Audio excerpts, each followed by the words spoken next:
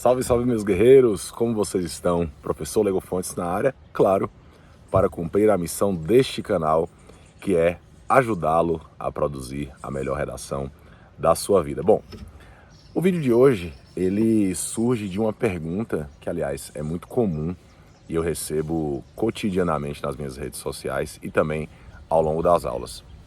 A galera sempre me pergunta a respeito de como melhorar a argumentação. Bom, claro que essa é uma pergunta muito ampla, de uma resposta que não caberia provavelmente nesse vídeo.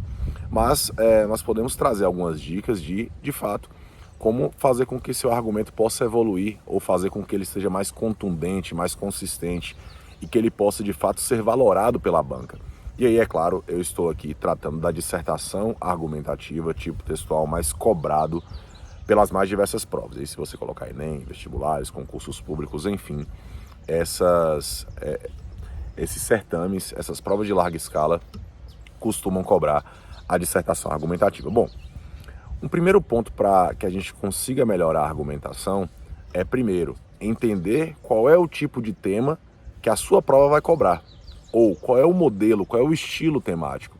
Então, se é um tipo de temática problematizada, como geralmente acontece, que é o caso do Enem, em que você tem comandos, por exemplo, como desafios, problemas, caminhos. Então, quando você tem comandos com esses termos, você naturalmente já vai ter um tema ali problematizado, né? E geralmente esses problemas, eles são de fundo social, ou seja, que interessa direto ou indiretamente à sociedade, e por isso acabam sendo mais tangíveis para a gente, né? Nós estamos mais acostumados com esse tipo de abordagem temática, e é o que, na verdade, comumente as provas cobram.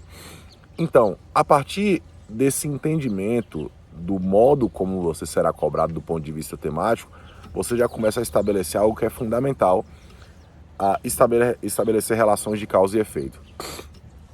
Então, se você tem ali um problema estabelecido, você começa a perguntar o porquê, tá? Esse problema, ele acontece por quê?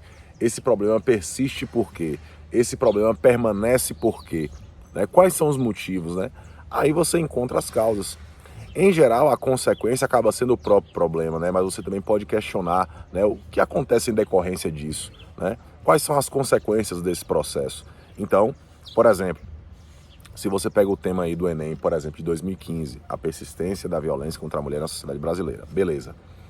Bom, a violência contra a mulher persiste por quê?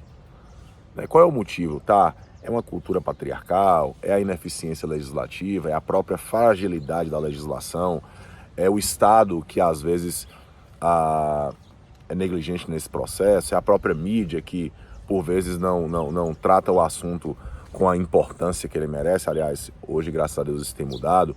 Enfim, você pode questionar várias... Tá, em decorrência da violência contra a mulher, o que acontece?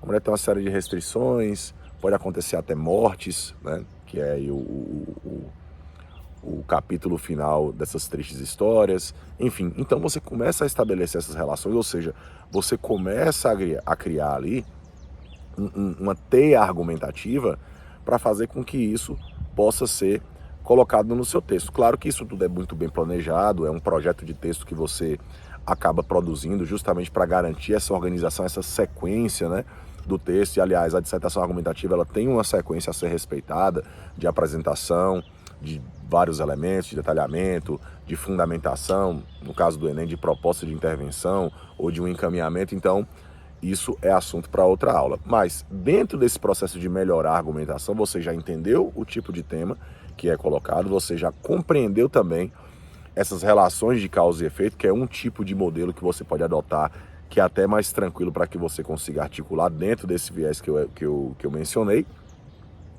E aí você parte para a fundamentação. E aí, galera, a gente precisa tomar muito cuidado com isso, porque as pessoas imaginam que apenas memorizando um dado, memorizando um número, memorizando uma citação, eu vou conseguir argumentar com qualidade, e não é bem dessa forma, né? Apenas jogar a informação no texto, isso não vai fazer com que seu argumento seja melhor. Ao contrário, isso pode piorar a sua argumentação, porque vai ficar um dado, um número, uma citação ou qualquer estratégia que você lance de forma deslocada. Isso não será inteligível para o leitor, para o seu avaliador. Então, qual é o ideal?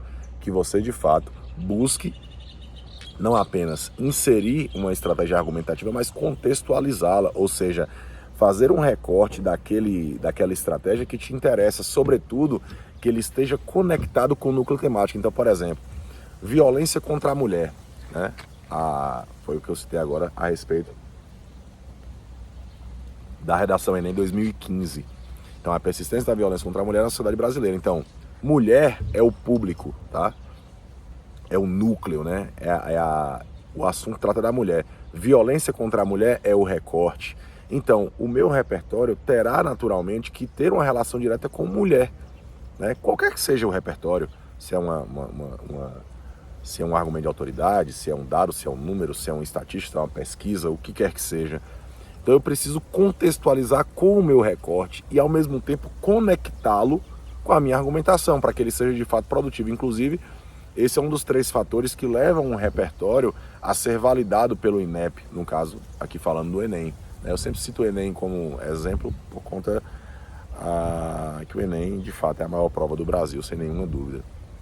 Então, quando você consegue fazer com que ele seja legítimo, um repertório conectado às áreas do conhecimento, ele é pertinente para a discussão, ele está ali por uma razão, e ao mesmo tempo ele é produtivo, ele de fato consegue articular os processos argumentativos, aí sim, aí você consegue melhorar a sua argumentação e, é claro, ter uma melhor pontuação na parte de conteúdo, que de fato é a dificuldade de muitas pessoas, e evidentemente isso pode ser sanado a partir do momento em que você não apenas memoriza uma informação, em que você estabelece relações de causa e efeito, em que você de fato começa a pensar o fato, pensar o problema, e não apenas memorizar e reproduzir isso no seu texto, até porque isso pode jogar contra você e não a favor. Então, melhorar a argumentação são vários processos, mas um deles é não apenas jogar uma informação no texto, mas fazer com que ela faça sentido para quem vai ler.